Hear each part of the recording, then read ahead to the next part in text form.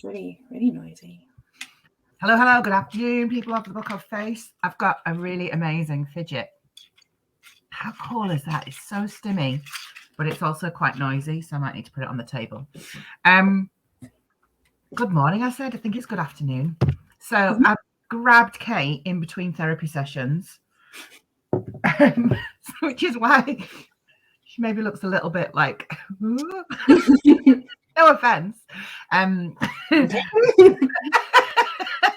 For those who don't know me, my name is Heidi Mavir. I'm the founder of EOTAS Matters. We work supporting parents and carers in neurodivergent households to secure suitable provision and support for their children and young people. And this is Kate Jones. Kate is a trained psychotherapist, an autistic adult. She is Chief Communications Officer at Neurocurious, the biggest autistic-led web platform in the world. She also happens to be my platonic wife. So good afternoon. So we wanted to just jump on quickly in between the sessions that Kate is doing to help people realize their brain isn't broken, to talk about why your brain isn't broken, and the work that we're doing together on Neurocurious, which launches tomorrow. So this is kind of like your final chance to get in on Neurocurious. It's like if you're sitting on the fence, get off the fence, you're going to get splinters, and or you're going to get left behind. So, Kate, can we talk a little bit about like what our intention is in Neurocurious? Because I think that would be really helpful. Yeah. I think when you and I were just talking, I was saying that my hope for it is that we have like a cohort of people that either know they're neurodivergent or they're thinking they might be.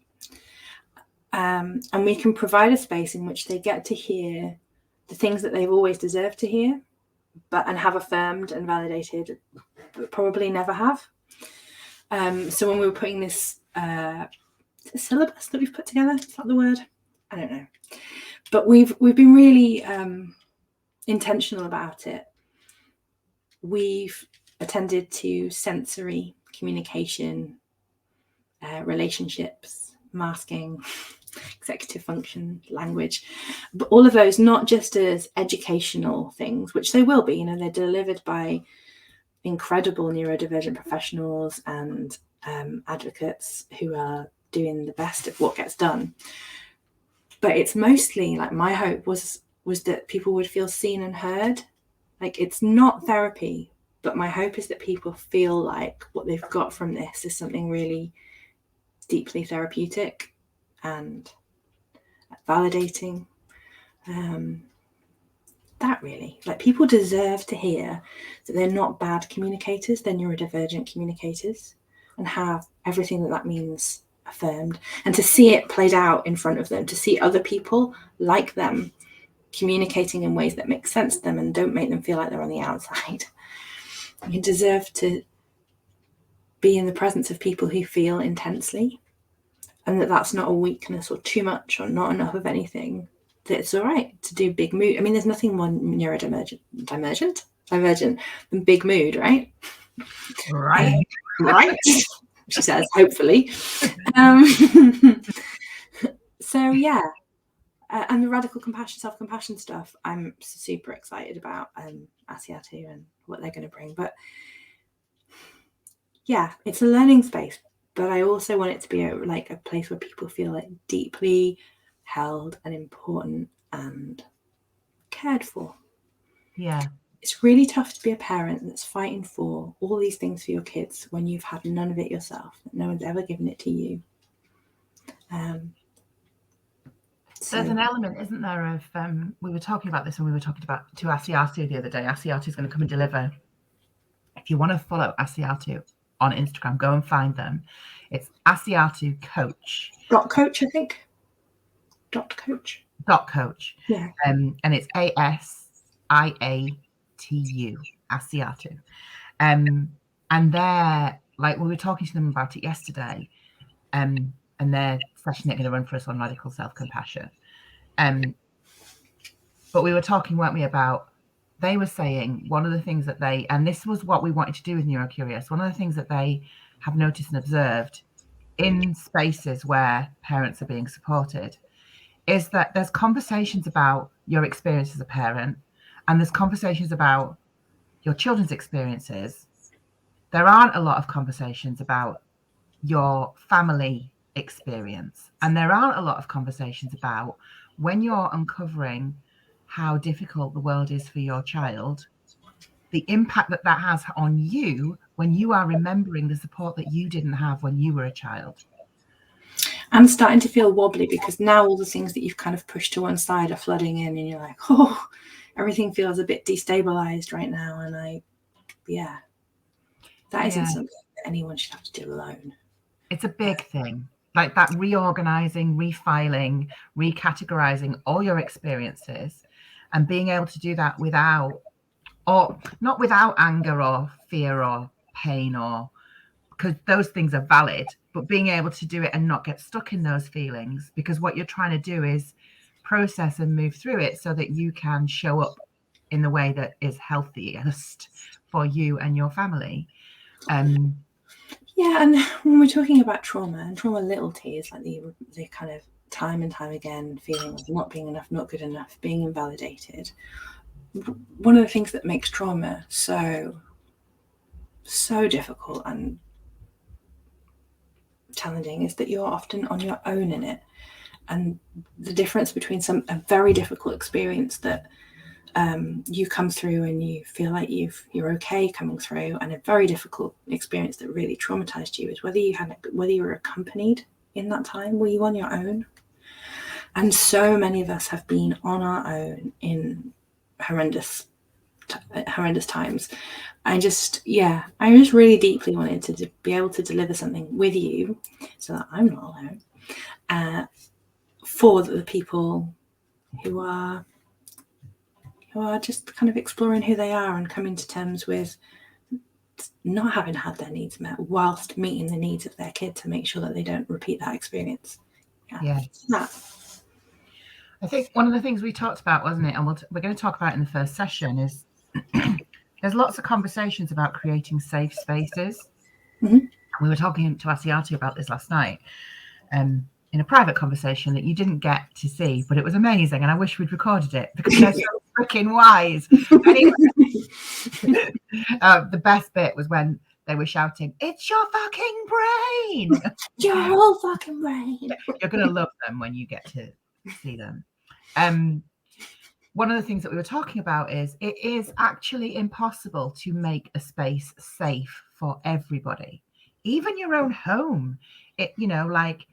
Even when you're thinking about, in our case, 2 human beings, our house cannot be safe in every way all the time for both of us.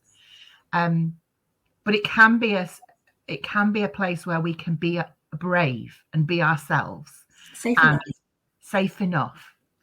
So that's what we're trying to do with Neurocurious, is think about how do we make a space safe enough for people to show up or not as they choose to, and how do we take a really compassion-based, trauma-informed approach to doing that. Mm-hmm.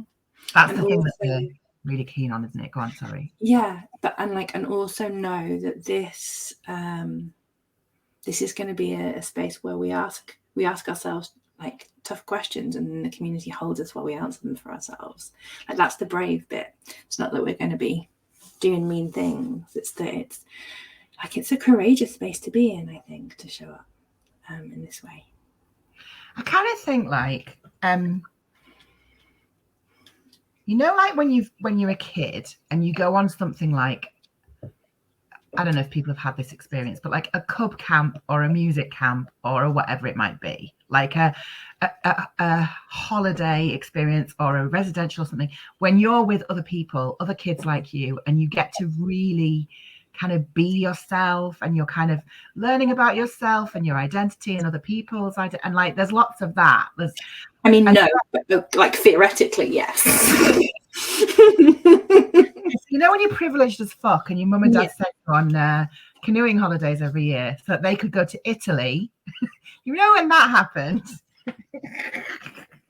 Anyway, or when you've been like, when you've spent a weekend with people who you really can be yourself with, or when you've been with someone who is like a partner who you just, and then you go back out into the world and you really have to kind of like be able to stay connected and dig into, to remind yourself that that you is like loved and accepted and enough, more than enough, and marvelous and imperfectly perfect in every way, in order to survive in the spaces where you don't feel you can be, because it isn't safe. You don't feel you can be fully yourself. I think that's what we're trying to do. Yeah, that. Make a little. We're trying to take you all on a canoeing holiday while we go to Italy. That's what we're trying. I mean, that's what I'm hearing. Yeah. I kind of feel like when we were knocking like ideas around what to call this, Camp Neurocurious, it's not intense, so you can be, was a thing. When we do have a live event, it's going to be called Camp Neurocurious, and the strapline is going to be "It's intense." It's going to have to be. But this isn't intended to be a painful experience. Gentle. Yeah, and I think that's one of the things that sometimes people are a little. Well, you tell me, are people hesitant with that? And this isn't therapy, but it is a therapeutic space. Are people hesitant with pursuing therapy because they think it's going to be painful? They think it's going to be difficult? But yeah, absolutely. I think people think, and often have had experience of therapy being that place that you go when you're in crisis, not when things are sort of all right and you've got space to work on stuff. And the fear that people have is that what's going to happen is you're going to be required to get out all your most painful stuff and just talk about it and look at it and stare it in the face. And gosh, no. Yeah. Good safe therapy does not do that. Good safe therapy says there's some stuff and we'll get to that, but let's be with each other first. Let's create safety first. Let's create stabilization. Let's work out what your regulation looks like. Let's make you safe in the here and now. And when that's done, and only when that's done, we'll look at what's in the cupboard. If you want, and you don't have to. That's one of the interesting things I think that I see with young people often who are having psychotherapy or whatever kind of support they're having. And I hear it over and over, kids saying to their parents, well, we don't really do anything, we just talk. Like, that's what good therapy looks like. It shouldn't feel like, and let's unpack your trauma. You know, and you have an hour to sob. Go. I've been in therapy like that before. I know that those therapy spaces exist. Yeah, and that's really hard, you know, when you know your job is to create relational safety with somebody, with a kid specifically, and that takes time, and that actually everything you talk about that's big is going to be addressed through the small stuff and with the playful stuff, and that you're going to break out into laughter at points during that time because levity might be needed, because associating therapy with just coming in and doing all horrendous things would be bad. But yeah, then people thinking, well, you know, they're just in there with that therapist and they're giggling a bit and they just seem like they're playing games. And yeah, that's what we're doing it. We're playing with serious intent. Yeah. It's like yesterday I had like a pretty massive wobble. Call it what you like. We'll call it a wobble. It was a meltdown. It was an emotional whatever. Is it spiritual awakening?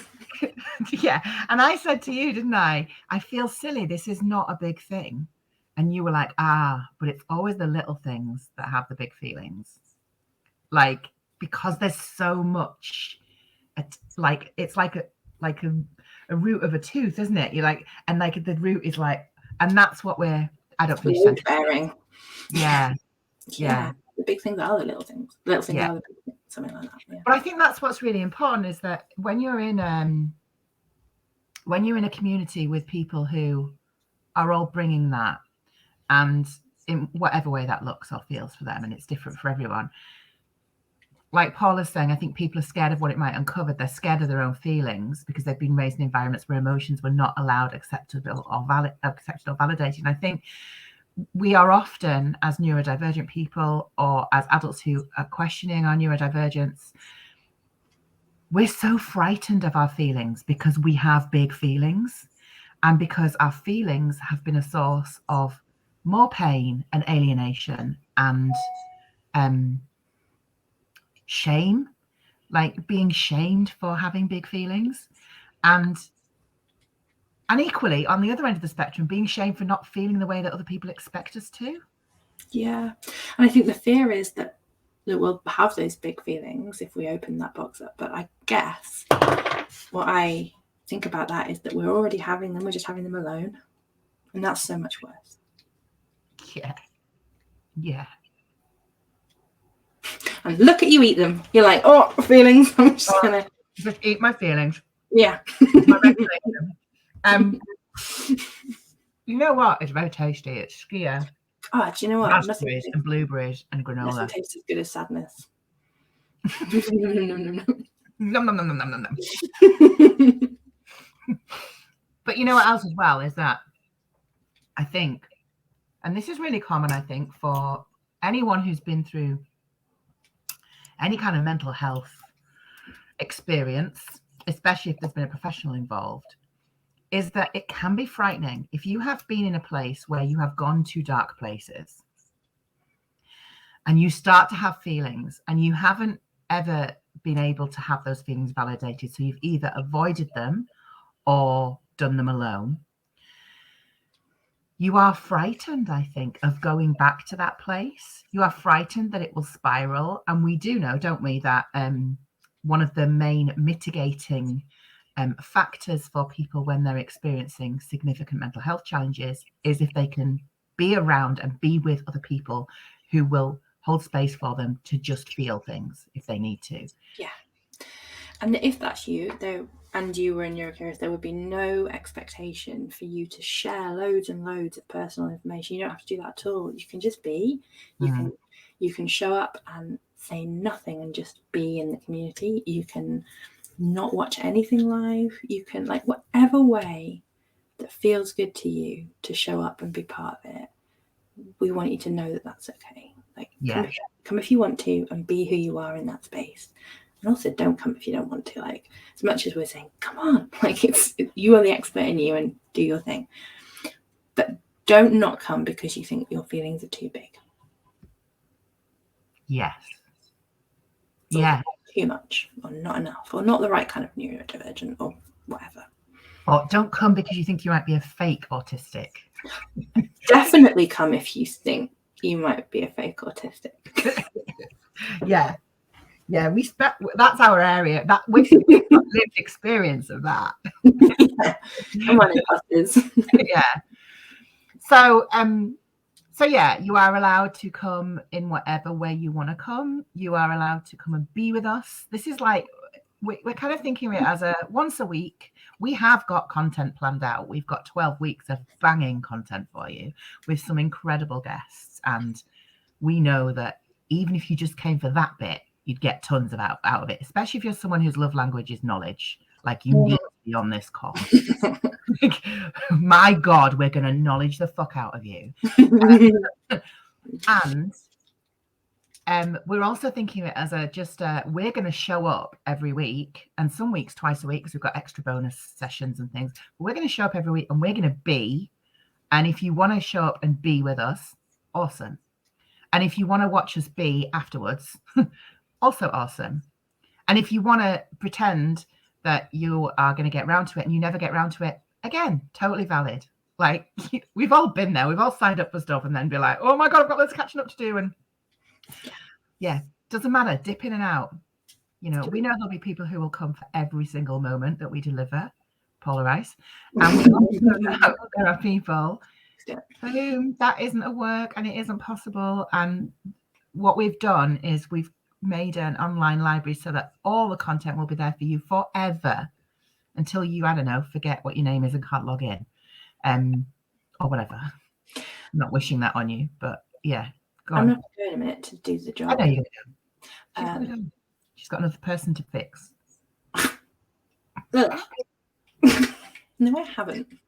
I'm not broken. No one's broken. Carry on. No, go on. You were going to say something before you. Oh no, just that I have to go. Oh, is that it? It up in case you were starting talking and then there wasn't an opportunity and it felt a bit awkward. And then I'm just saying, in a minute I'm going to go, and I might leave you just chatting to the internet. All right. I do love you. Right, yeah, we'll call it a day. What I also wanted to say was, if you go to the link, we have now set up options for paying over a longer period to make it more affordable. So you can now pay over 4 months or 5 months if you wish. So go and have a look and drop questions in the comments. And we start tomorrow night, and we would love to have you with us. And yeah, I'll see you tomorrow, Kate. See you tomorrow for some brave space setting up of. Awesome. I can't wait. All right. See you later. Bye.